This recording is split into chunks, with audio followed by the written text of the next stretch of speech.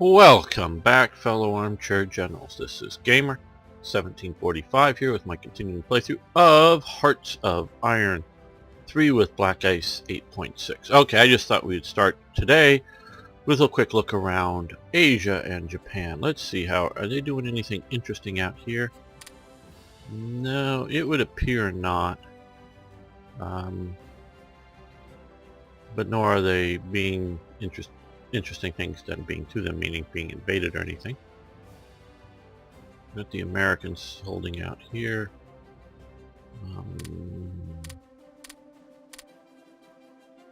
Tinian. I wonder exactly why they picked there. They got a nice big huge garrison on Saipan there. Yeah, I gotta click to check the name sometime, but some little bit of action.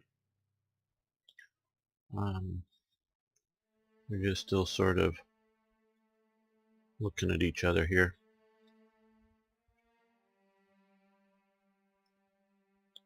Down on the islands. Really wish, oh well, maybe they're starting to move now. Oh, I guess maybe they've gotten supplies through here. Is there a land connection? Or, you know, a connection there? Island hopping maybe. Because it would be cool for them to get these divisions. I guess there's like 5 there, proper divisions, and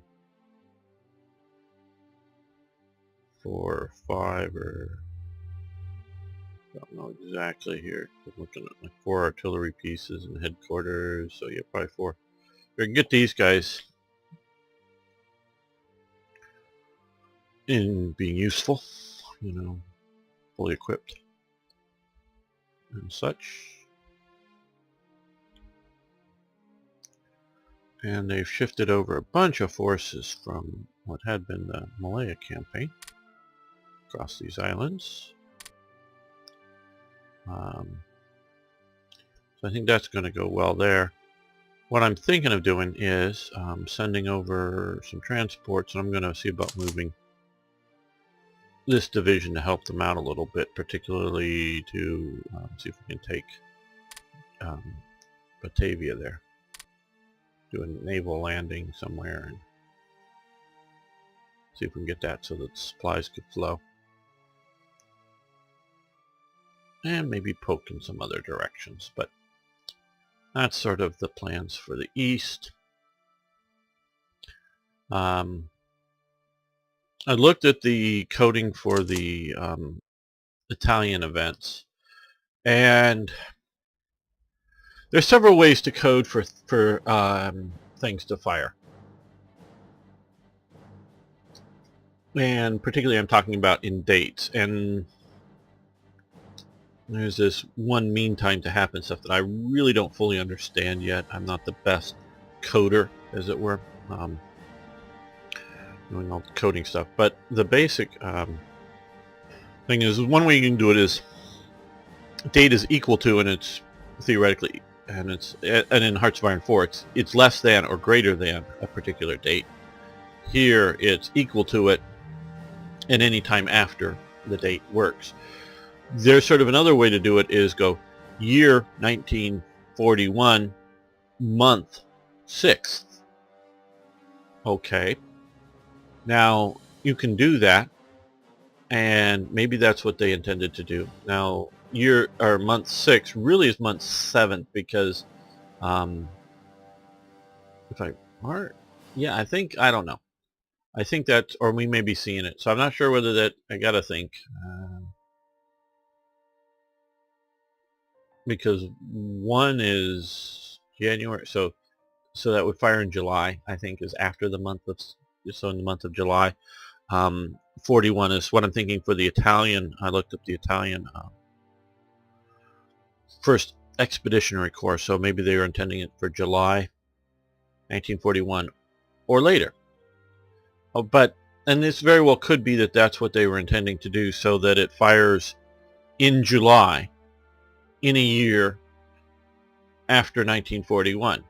So it wouldn't fire in May 42, if you understand. It would only fire in the months, or after the 6th month. Because yeah, that's how, because So we will probably won't be seeing it. So I didn't auto trigger it. That's why we had that one additional Alpini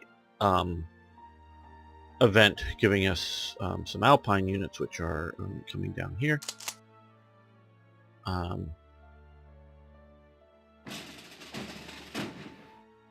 He's going off to Colombo. Moving slowly. We're having problems with supplies as well. So, and that's good to do if you only want it to an event to say fire in winter, or only to fire in summer. And sometimes I have coded things, so that's why I haven't seen the event, and I've sort of been disappointed that it hasn't fired, because I just figured it would.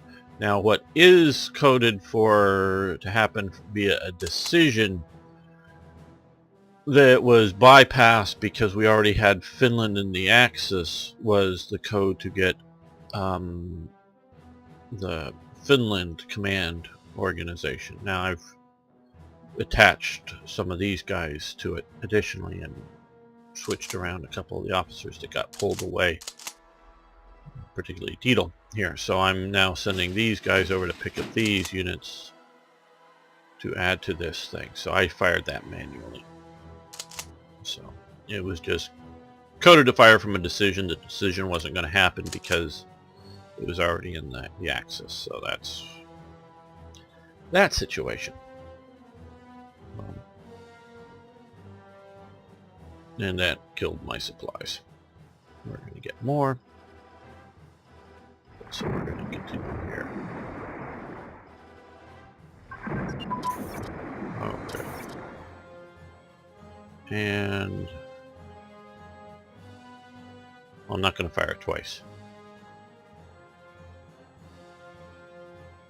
So I don't know whether, because maybe they're just, I don't know. Because I don't know whether my manually fired it or what. So not cheating here. I'm just tinkering with things. Okay. Okay, we've won that. We've lost which row? Really wish these would all appear over here. Go to.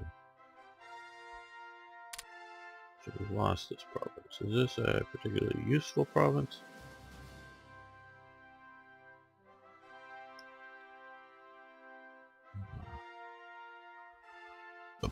Oh my god.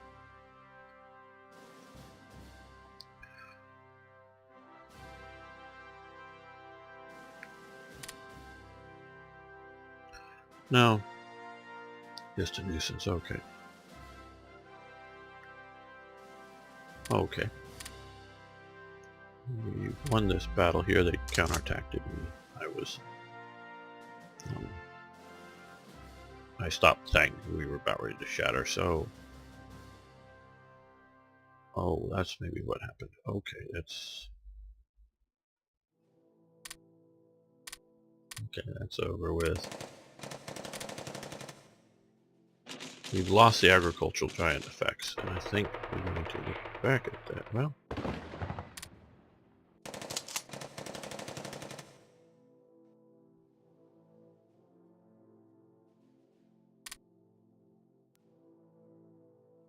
Come on, come on.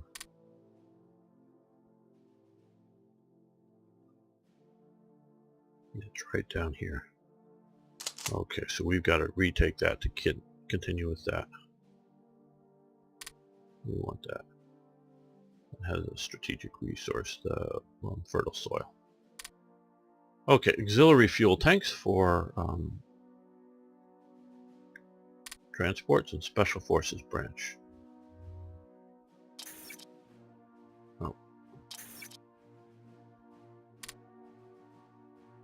Okay, so that's grayed out.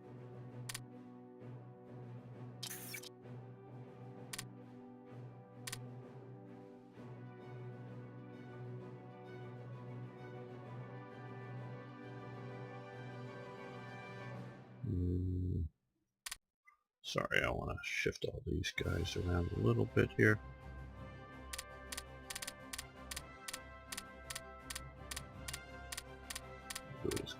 possible. I want to keep these in production. But I added a carrier air group.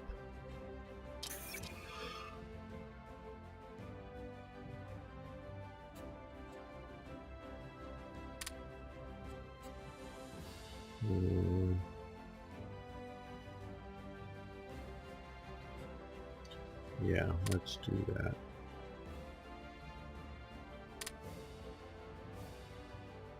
So that's useful.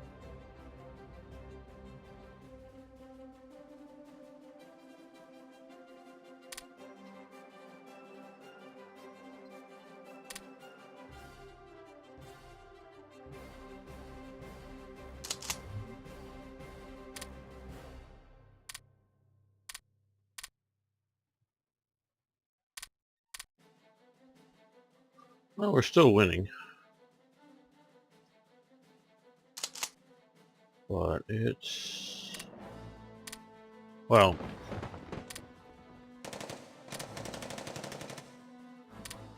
how do I put this? Some of these pocket battles in my... well... like these ones have been just god-awful and taken way too long. But...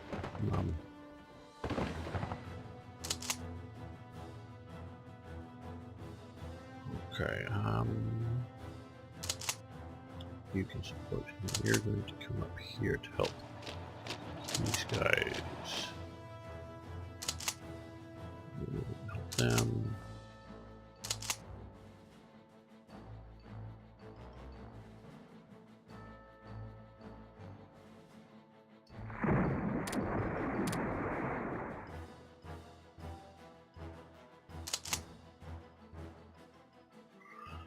And so some of our infantry that I was anticipating keeping up with us just hasn't.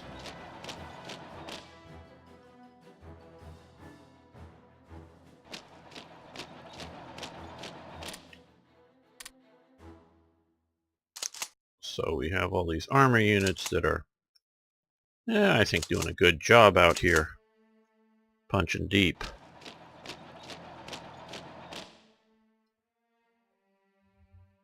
That are not maintaining a full... yeah, we've lost this province because I decided to retreat them out instead of have them shatter. We'll counterattack. I also sent a... oh, they're not there yet.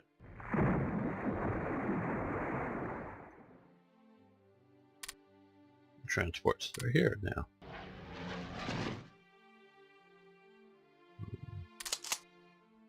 Get out of the airplane.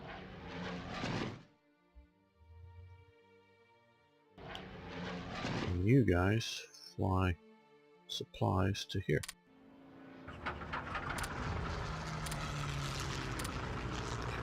Yep, we're starting to do that more. No good, we're winning down here, finally pushing in on these. All the health units shattered. One of those. No, they were hardly well organized at all. Oh good, we killed that unit. Are these units out here? Yeah, go ahead, take that province. These guys are bombing. How well are they doing? Love the camel cores. They're in. I have pictures of down here in Southwest Africa, at least a picture or two of World War I Germans on camels, and I definitely wanted, when I make, I'm glad they, I don't know if I'll ever make it for Hearts of Iron 3, but for Hearts of Iron 4 I hope they do have a eventually a camel corps type unit.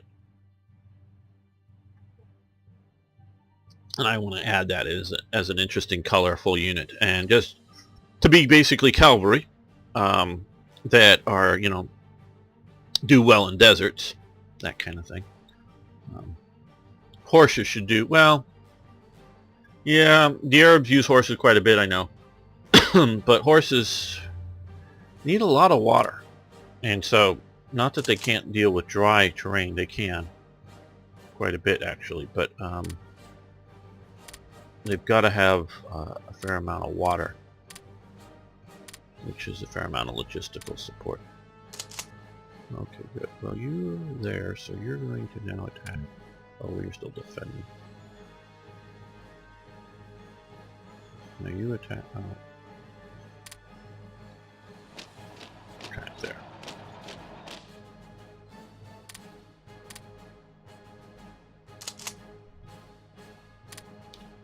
You support that attack.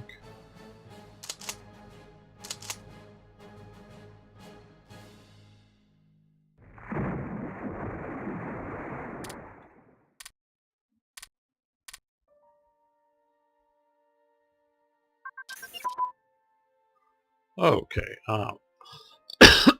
Excuse me.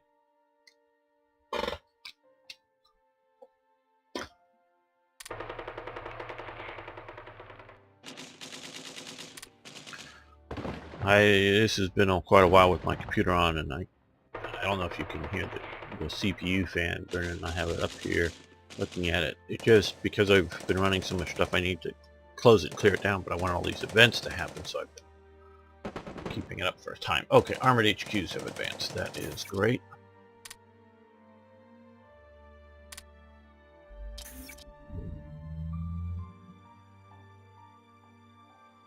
Well, yeah, we want to do that because that reduces the delay between attacks.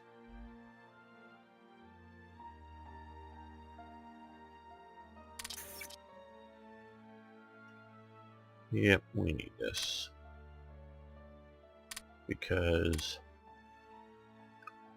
we've got a lot more.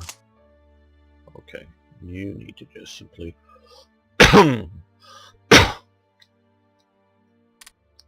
strategically redeploy. Oh no, where is that? Is it there? No. Now I probably should, because I'm just seeing the paratroopers down here. Probably should have sent them east and just used them as elite ground infantry, but I'm, shall we say, loath to, excuse me, to just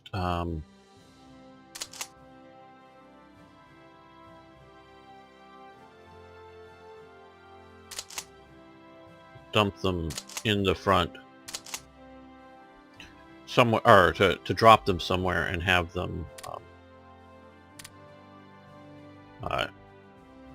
get killed for no real good thing. Yes, okay, so we're going to lose a little more descent. Great.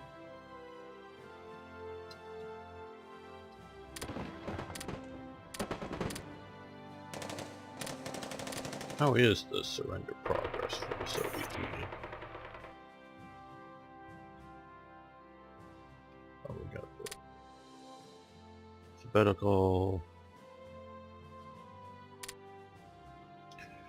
Well, they're at 32%. That is good.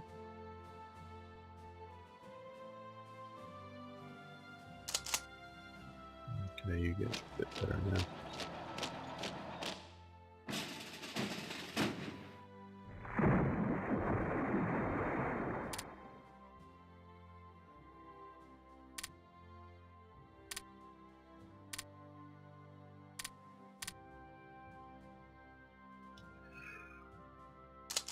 Yes, we're definitely facing a lot more units.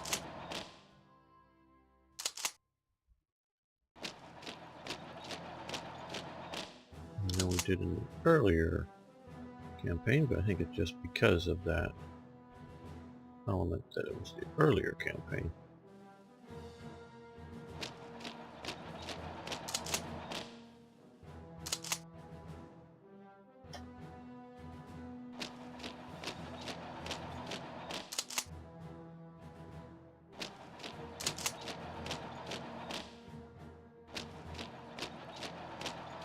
Maybe we can make it to Tula.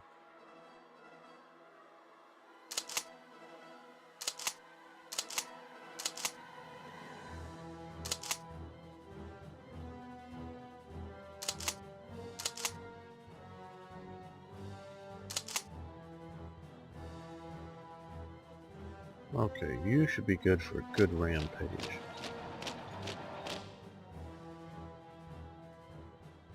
We're fairly close up here, aren't we? Yeah. Get to this, the Don. Don was a significant river.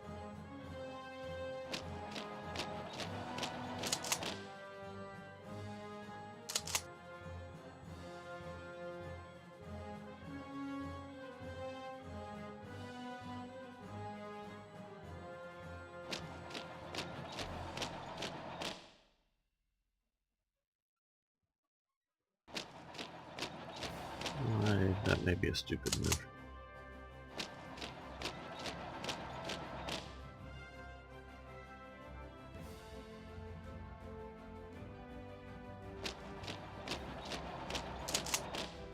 Let's punch him in there, that's good. And we don't want to just sit here, so... Cargo, okay, yeah, we don't want to just sit here.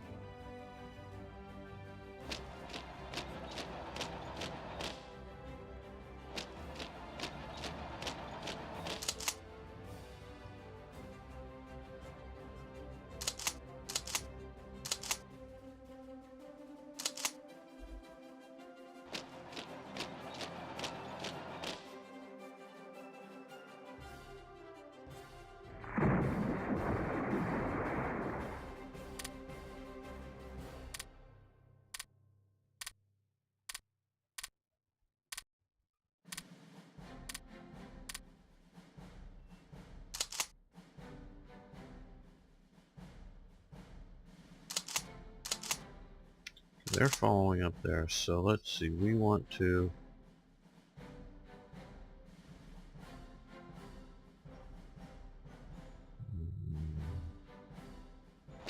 Can we hit here?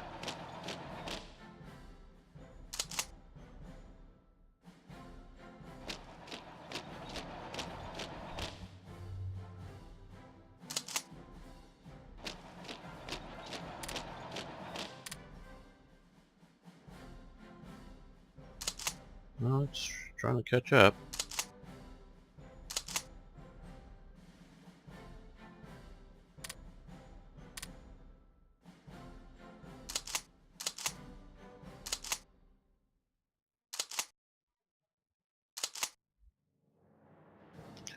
Attacking my rad troops.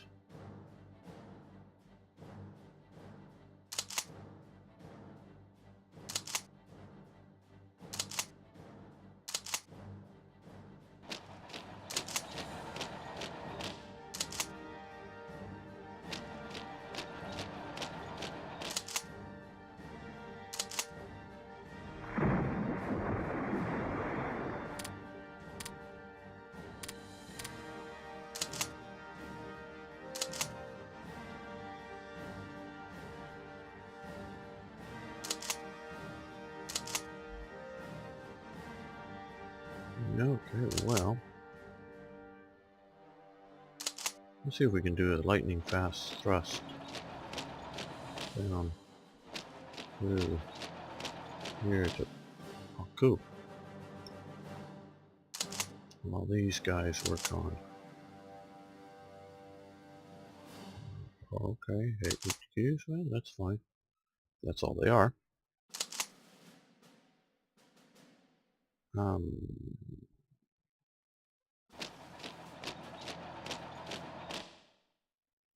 I think they will beat me there, so we want to do that.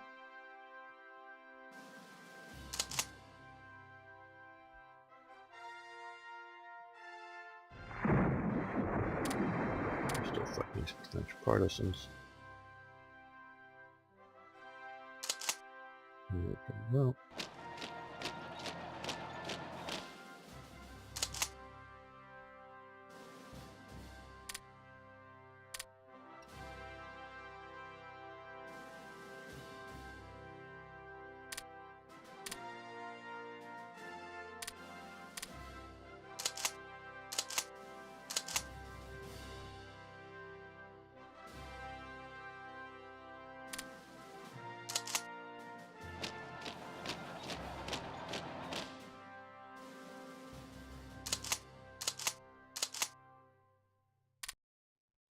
Support the attack.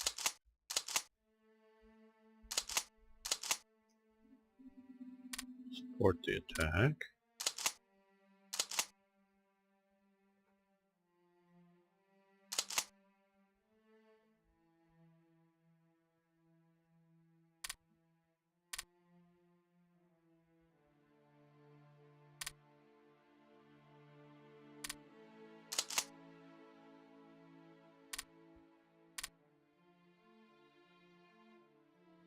Keep moving.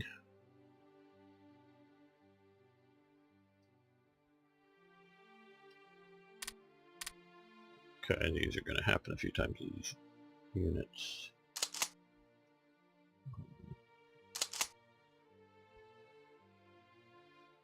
Keep retreating back and forth.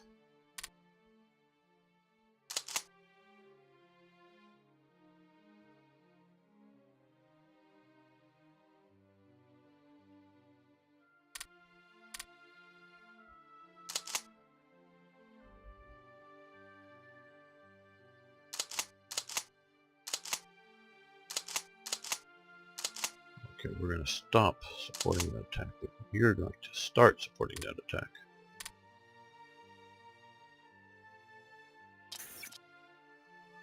German reaction to the failed Dieppe raid. Okay, Dieppe was in many ways a victory for German propaganda. The Third Reich largely described the Dieppe raid as a military joke, noting the amount of time needed to design such an attack, excuse me, combined with the incredible losses suffered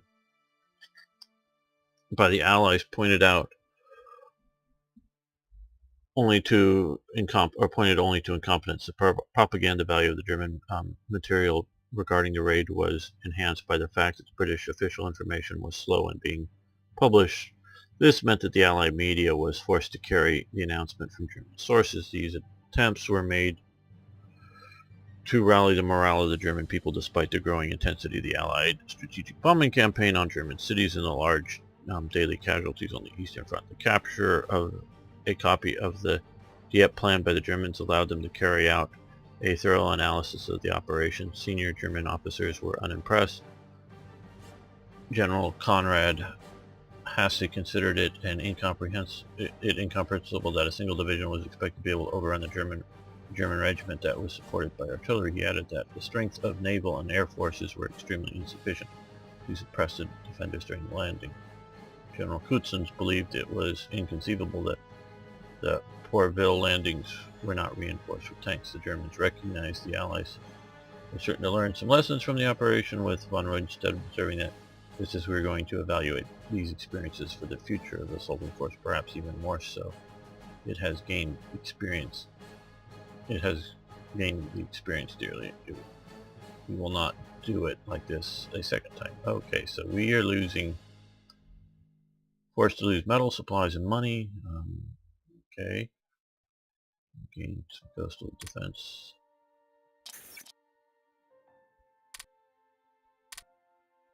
Element there. And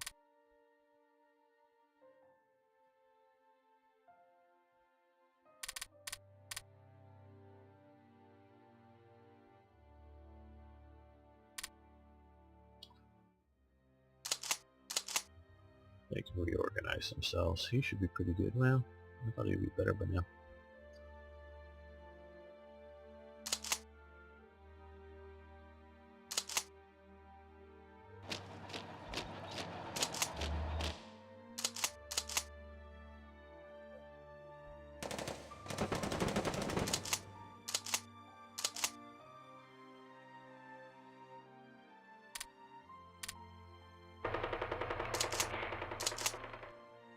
Support that attack.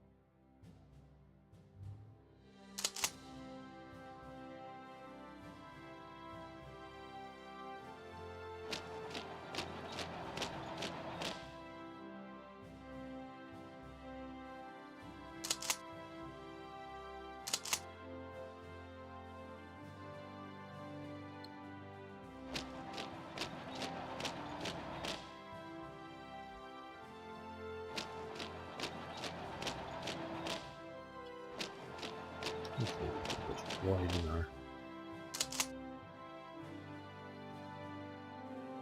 deep penetration. Major defeat. Where did we suffer the major defeat?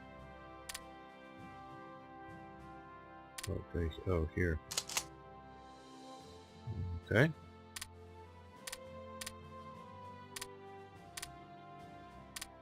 Well, it is a defeat. I don't know if it's a major one.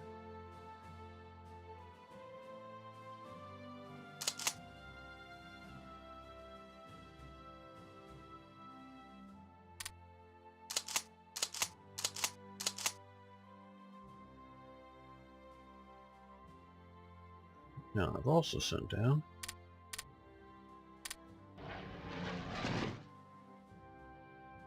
these to steal supplies to move their supply there. Ships move a lot slower without supply, and I don't understand that. The logic behind that. Because, hey, either ships can or they can't move. They're not going to, you know, they're not going to paddle through the ocean or something. You can sort of kind of see to some degree the logic of moving, allowing some units to move even though they barely have fuel. That does sort of make sense. Okay, well, you're not going to be attacking us, so you can keep moving. That.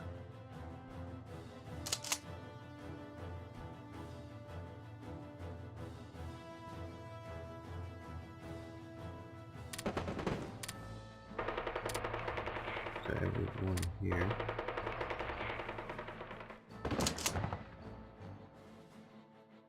Let's go down. Attack here. Oh, you're heading up over there.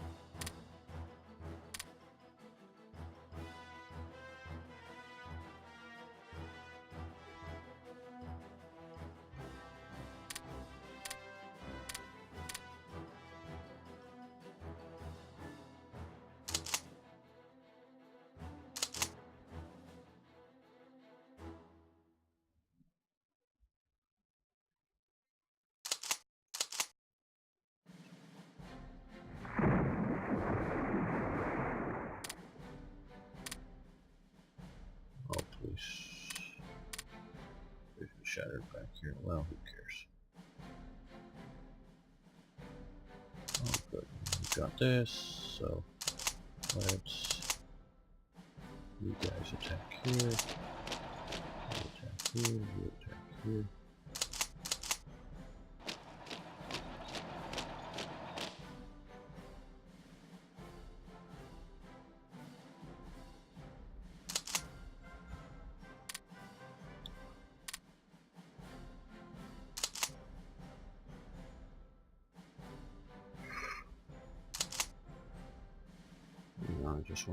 I want to make sure I'm getting as much as this as I can. Yeah. Oh, that's so we still have that. Okay. I wonder what's.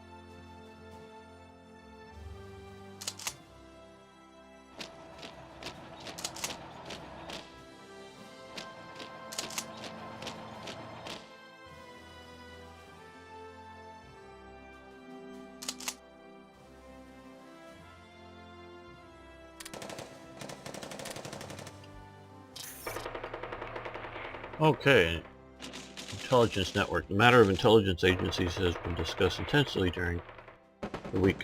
Most members of our government are of the opinion that the scope and power of our existing agencies should vastly be increased.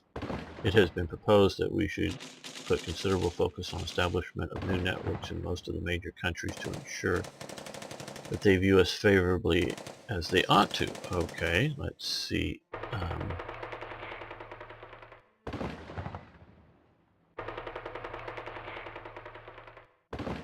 Yeah, I'm needing money to buy some fuel and things, so no. And okay, lose some percent, good. Okay, reinforced a bunch of units, get some of these other guys back into production.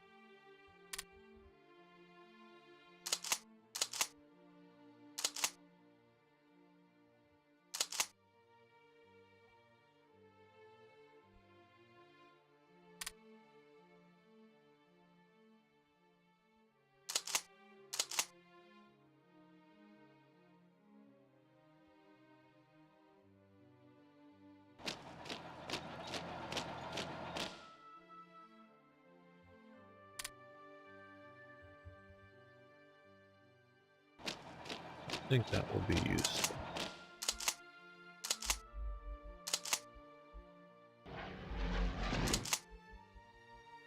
You guys also come up to this swamp, because that's what you are should be fairly good at.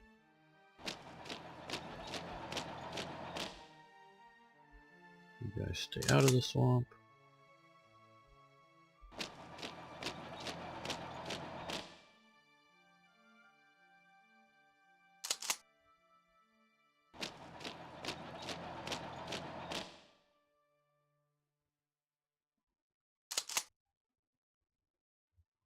I do so want to get red fairly.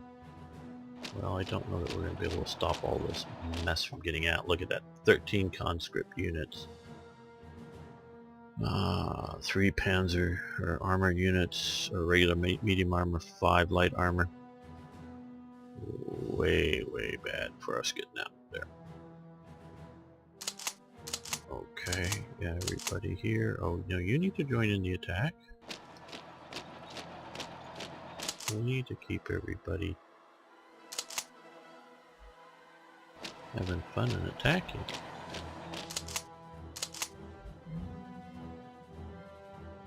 I'm going to let you out of the attack just because I'm not even there yet. Okay, well, come down here.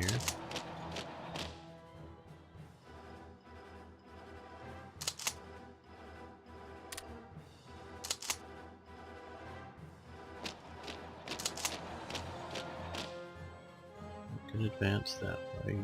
They're coming to support you eventually. Looks like we'll take down, what, 8 conscript units and an armor unit. That, oh, with heavy armor, that'll be nice. Get rid of those guys.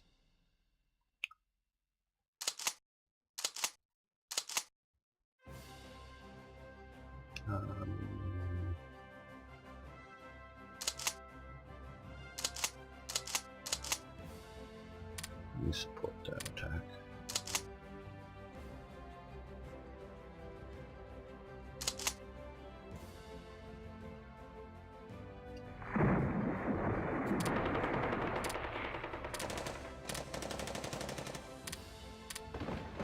Oh god, good, we're gonna get Astrakhan. And so now that we've attacked and done that, let's come down through here. It's fun doing this. Well,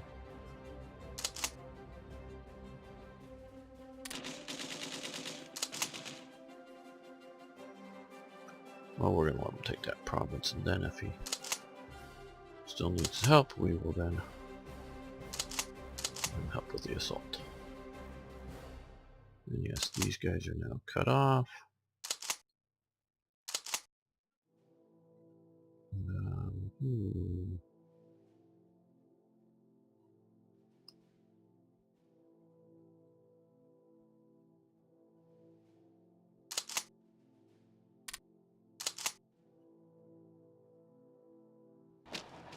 Retreat, because he's just being too badly beat up.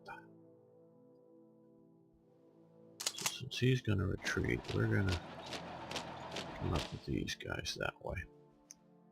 Create another threat axis for them to contemplate.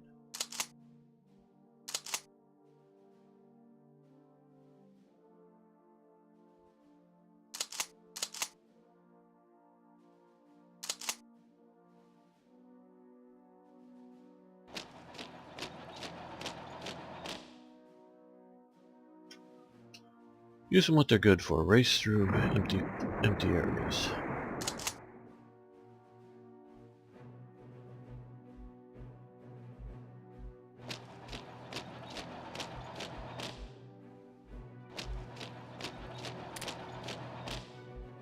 Oh good, finally took those guys out.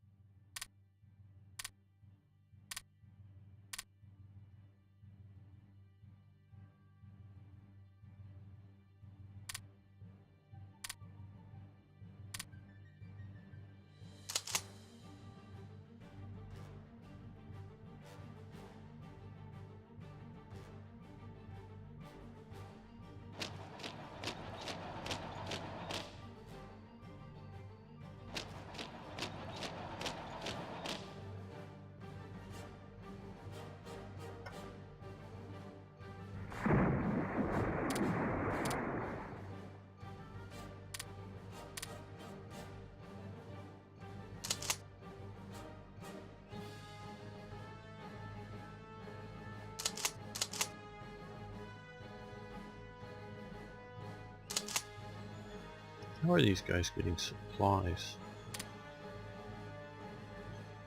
Keep attacking.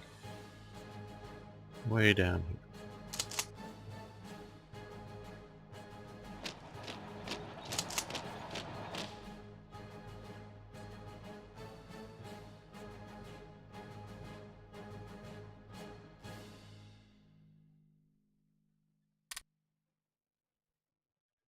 Yep, we're almost at the gates of Moscow. And it's still just June.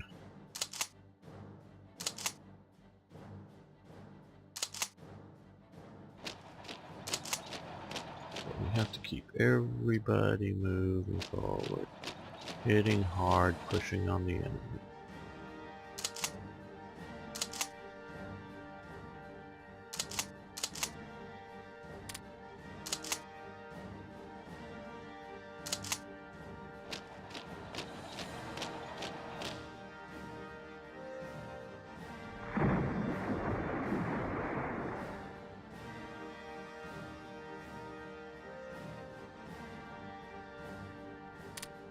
You guys here.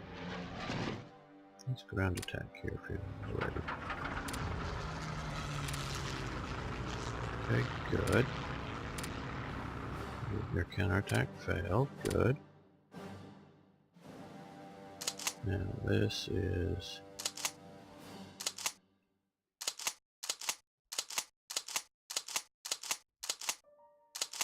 So they can't really do anything yet.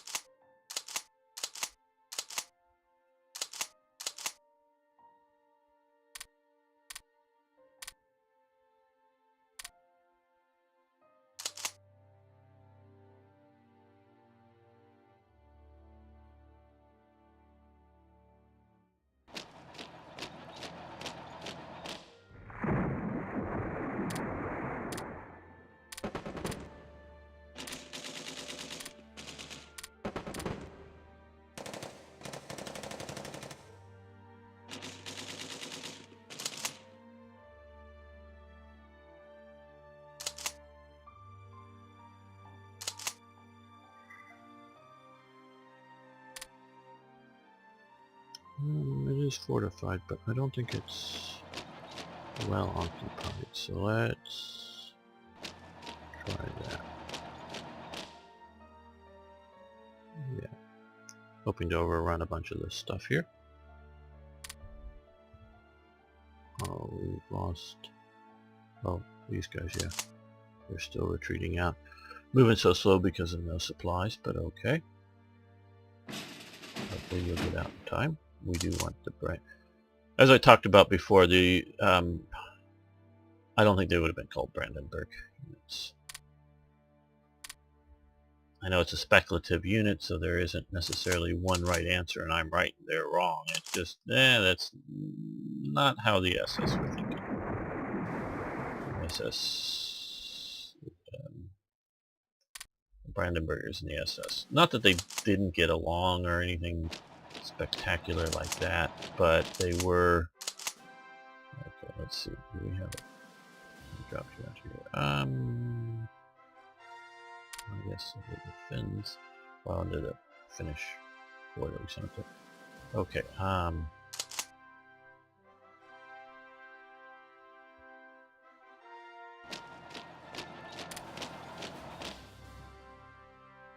Swamp, I'm presuming. Okay, well, let's see if we can get through this one.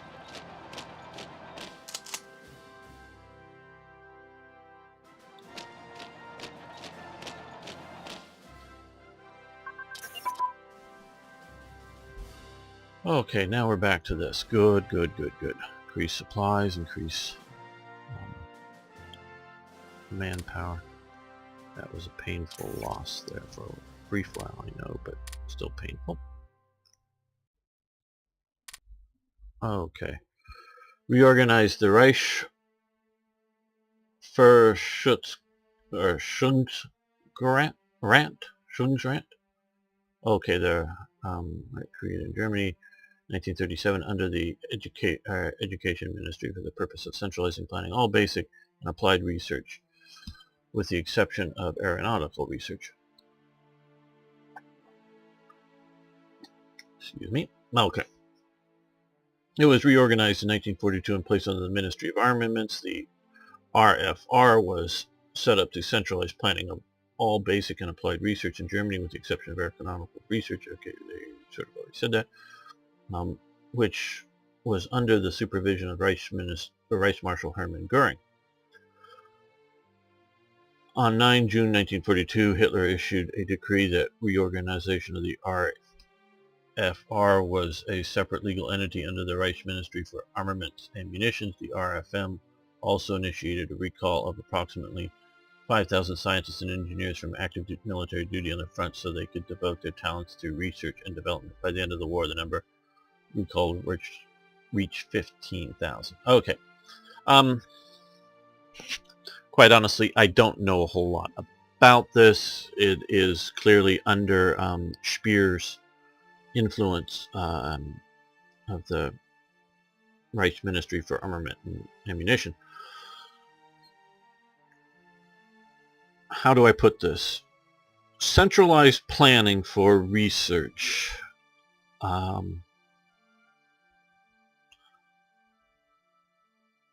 Often breeds poor results, because I'm just looking at this between the U.S. and the Soviet Union through the Cold War era. Clearly, the U.S. and the Western Allies, because yes, includes Britain, France, all those, the research just completely outstripped the Soviets. And you can just look at the simple computerization before the fall of the Eastern Bloc, the levels of that, because I had a computer. I had multiple computers in my home. Now, my father was not middle class, but he was into computers. So, an old Apple II, and even he had stuff before that. But that's sort of when I got involved, when the Apple II was new. Yes, I know most of you don't know what an Apple II is, but so. The Soviets were nowhere near that. Not even, they didn't, it wasn't, you could say, well, they lacked the industrial capacity to make some stuff. Yeah, but they still weren't even near it in research and capabilities. And that's very clear. So centralized planning, that was all the Eastern Bloc and things, and it just didn't come up nearly as well. But there is a difference between what you might call centralized planning and centralized coordination, meaning if you don't have 3 or 4 teams competing, are trying to do the same thing. with ignorance of each other. Because I don't want to say that you only want one team, because you get groupthink. It's like we've looked at the Mauser and Walther rifles, and how for the semi-auto rifle design competition, those are the only two that were done of any serious note. I'm not saying that there wasn't nobody in their garage tinkering with a semi-auto rifle, but those are the only two real projects. One followed the centralized planning of the Waffen-Amp-Tears to build a rifle, with no external moving parts, and had a bolt action for backup and all this other stuff, and it sucked. And Walther's people just sort of, hey, yeah, that's guidelines, that's sort of what you'd like, but here, we can do this better, and let us show you this. So if you just had either centralized planning and one team following the centralized directive, and because the people making the directives aren't the best judge of what can or can't be done, they may be a great, because it was the military wanting a military rifle, they may go, yeah, we want the, super reliable rifle, and we don't want moving bits to catch on things, externally, and we want it to be, because we don't trust semi-autos. And hey, every semi-auto rifle, every full-auto rifle still has a cocking handle on it. Even if it wasn't needed, it can still cycle the ammunition through it. If there's a spring that breaks or something like that, you can still do that kind of stuff.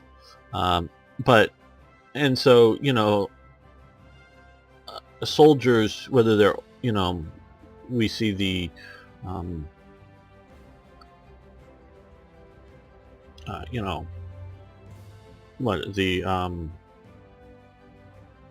oh boy, I'm blanking on the old school, the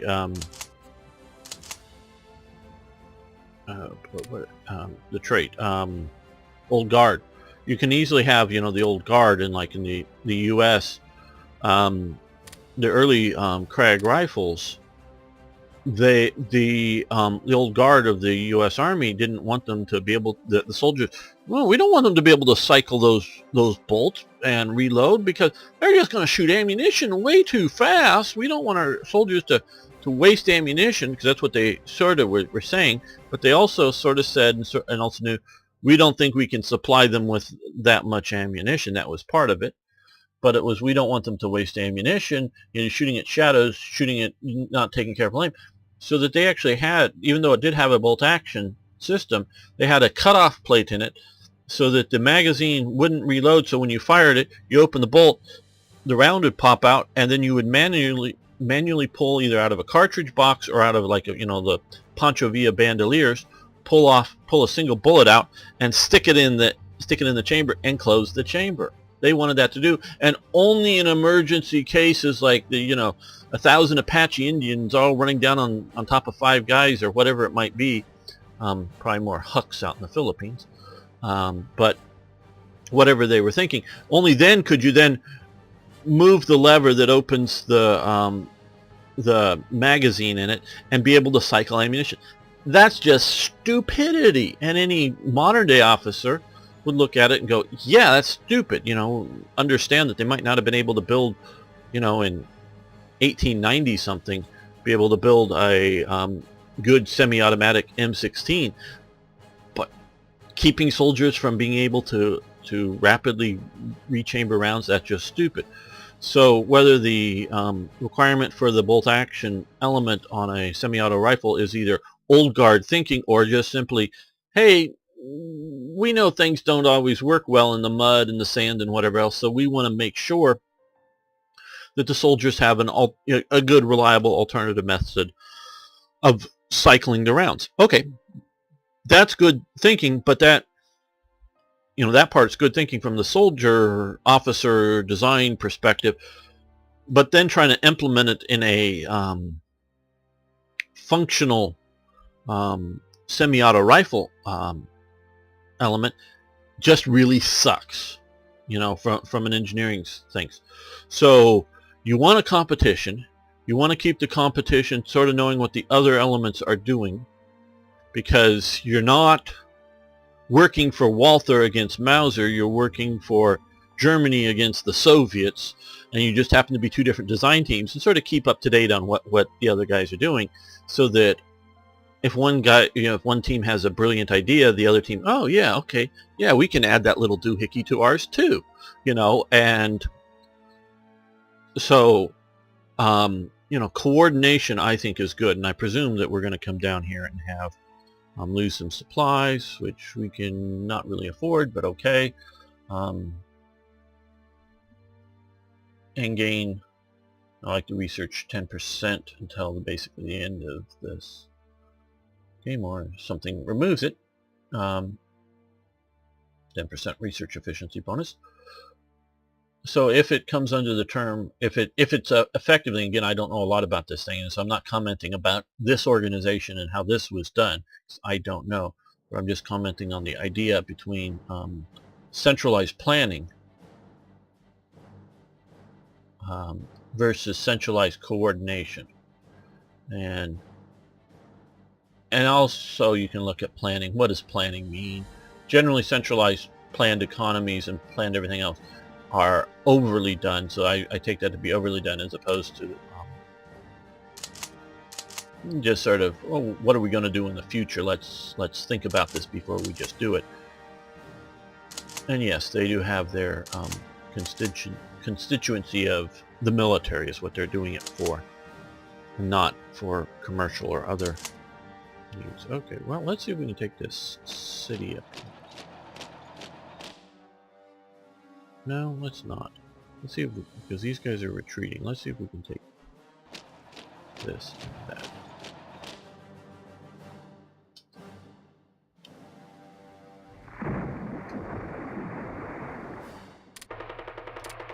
And we can look at the design bureaus in the okay, good, in the Soviet Union. They turned out some pretty good stuff. The MiG Design Bureau got the MiG 17 out pretty early. I do believe, again, I'm not an expert on I think we're going to leap up around as well. On jet designs and various elements there on too, but I do believe they were helped considerably by capturing various elements of the Me-262. But they came up with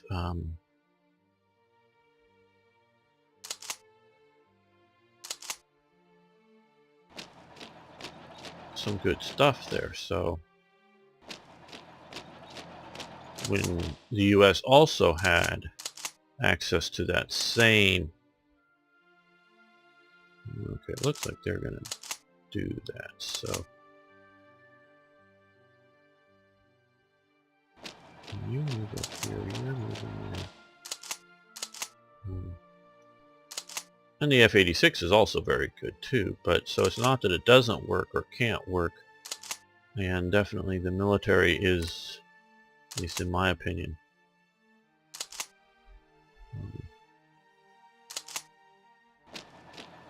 could they be nobody in Moscow? I doubt it, but it's tempting to think.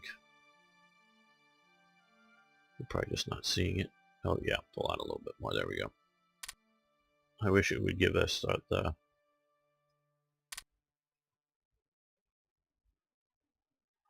suspected positions even when we were closer. Zoomed in.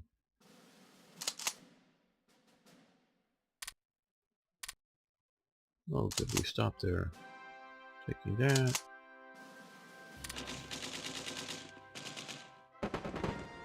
Yeah, it is the stab for the 25th Panzer. I don't know why the Soviets had that. HQ.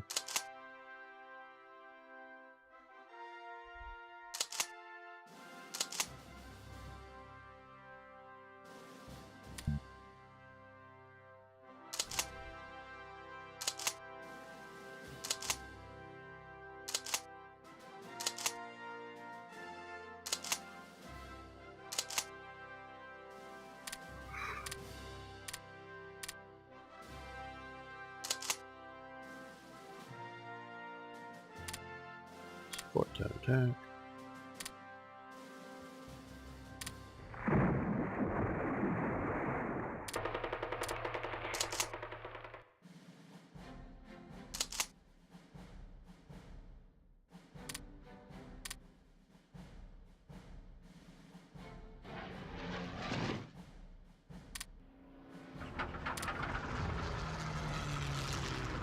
Back to here.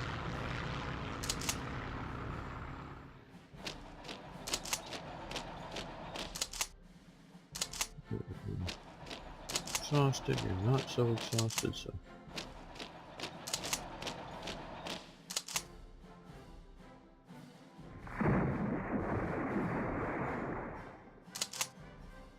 Okay, you guys stop moving back.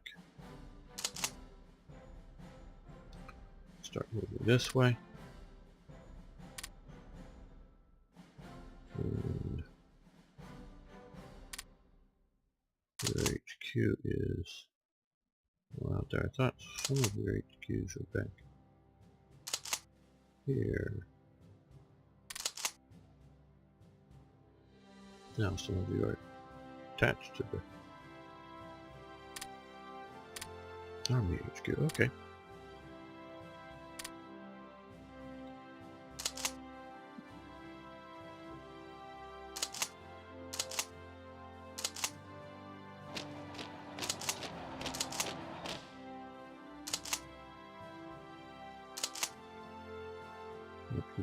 To go that way to occupy whatever province, pocket, whatnot.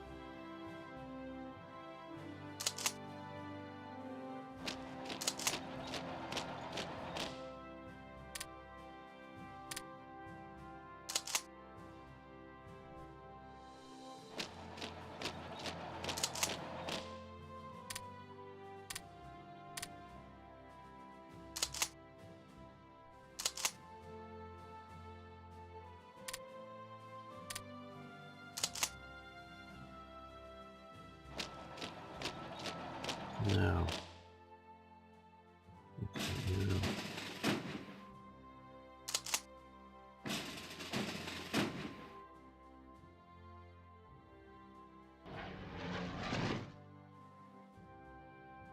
do we have supply there yet? Yeah, we do.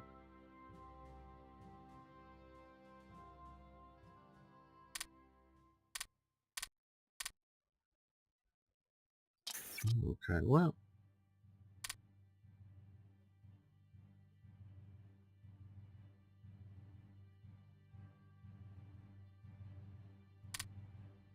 Again, if I had known about the how much it would increase the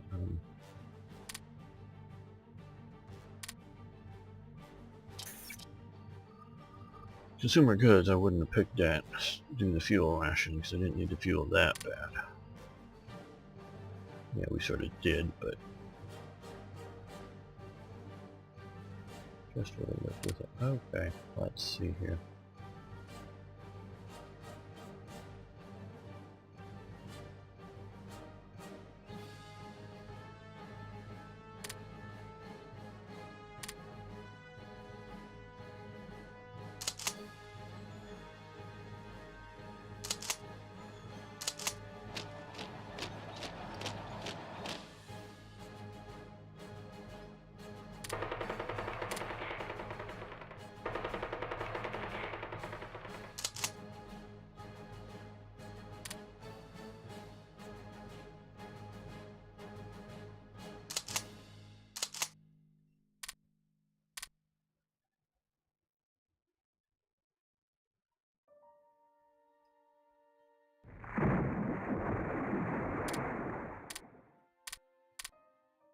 Okay, I'm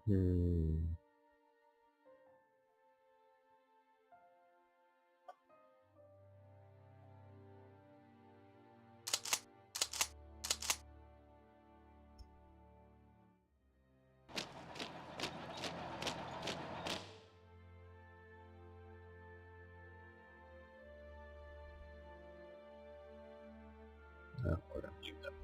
Well,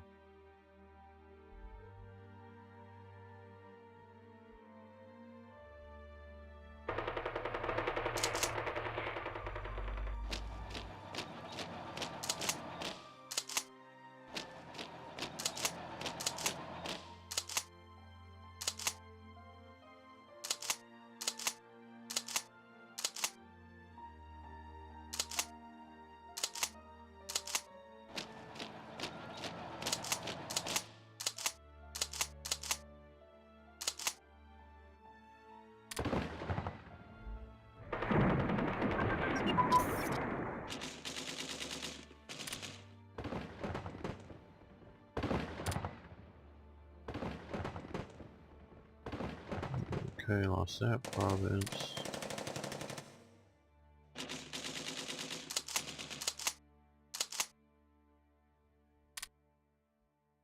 Won that battle.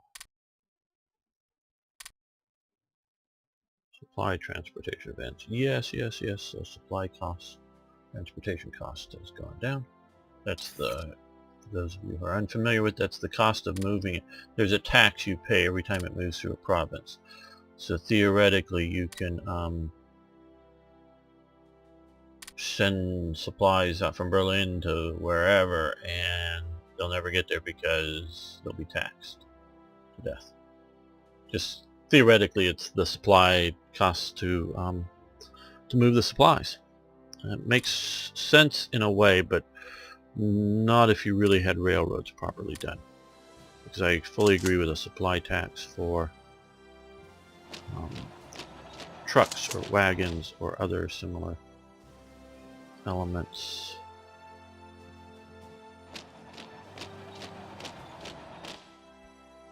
But not for rail. Rail just moves things too efficiently. Okay, well.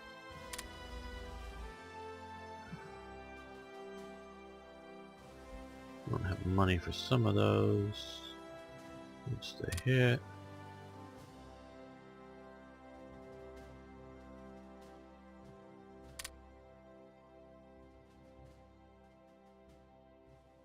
Yeah, that's sort of going for much of these.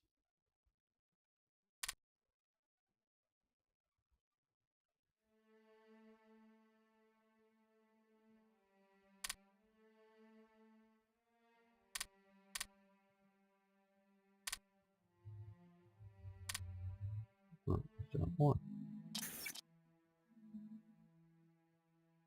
Let's do reconnaissance aircraft. That will help. And then,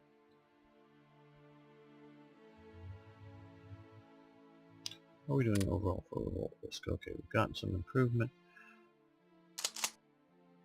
here.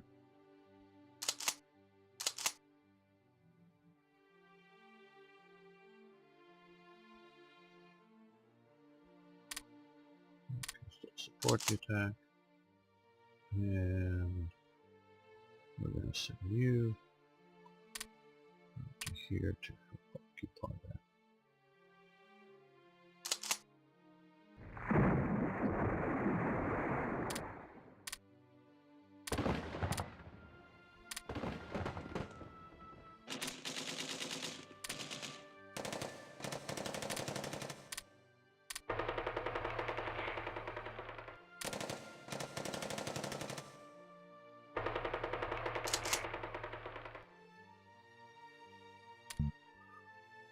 Oh, you're still defending.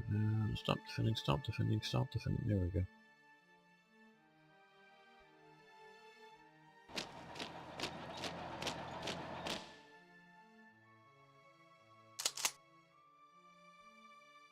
Well,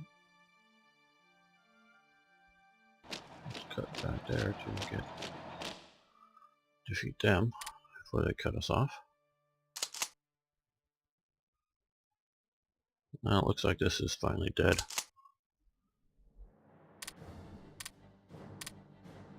We've won there, so we're going to move it along there. Good. And we won there finally. Goddamn finally. Now we still got this mess down here to deal with. Yay.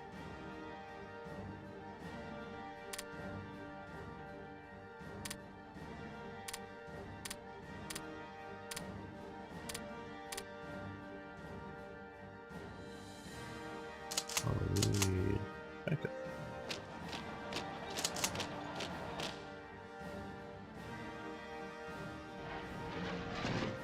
Let's shift you to attack over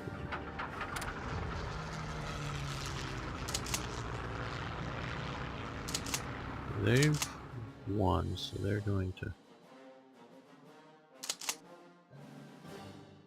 who's down there? Let's look at the train. Yeah. Let's head down there.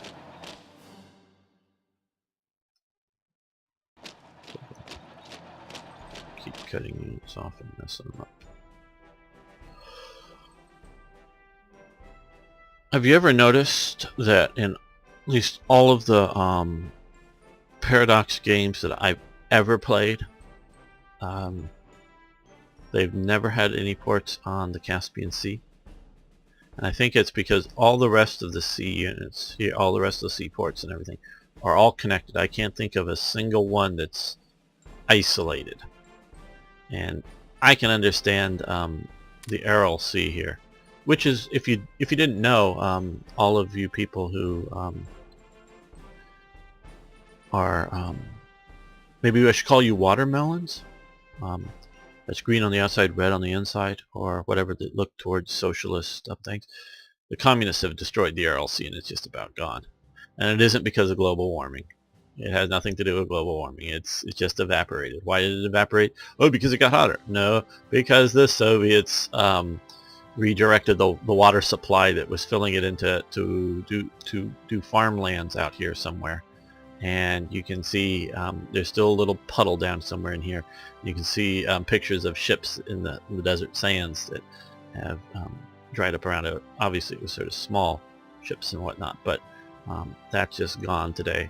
It might be repairable if they let the water flow back in there, but it just doesn't. And it's just not deep enough of a sea to resist evaporation. You have to have something fairly deep, and so they've destroyed that. But so I understand why there would be no ports there, but that there's no ports anywhere along here for any sort of local trading. And I noticed that way back in the first EU games I was playing, that there was no way to even do a trading or move stuff here. So I'm guessing it's part of their engine or some sort of limitations that keeps the Caspian Sea, because it is a fairly active sea, and the Soviets did connect a canal through here, and I believe it was active at this time. And so this was navigable with ships. No, not modern day super cargo ships or other things, and even many of battleships and whatever weren't anywhere carriers, and other big ships wouldn't be able to, but the sort of small river going ships, stuff that was common in the Black Sea and other coastal things, could come through here and in and out. So there was a shipping, and so they were, instead of having to build ships just here, though they had been doing that for quite some time, you could get in and out for trade and that. So just interesting little paradox trivia bit. So I want to thank you all for watching. I want to thank you for liking the videos. I do appreciate that, and please post questions, comments, suggestions, ideas. I love hearing from you. See you next time for more Hearts of Iron.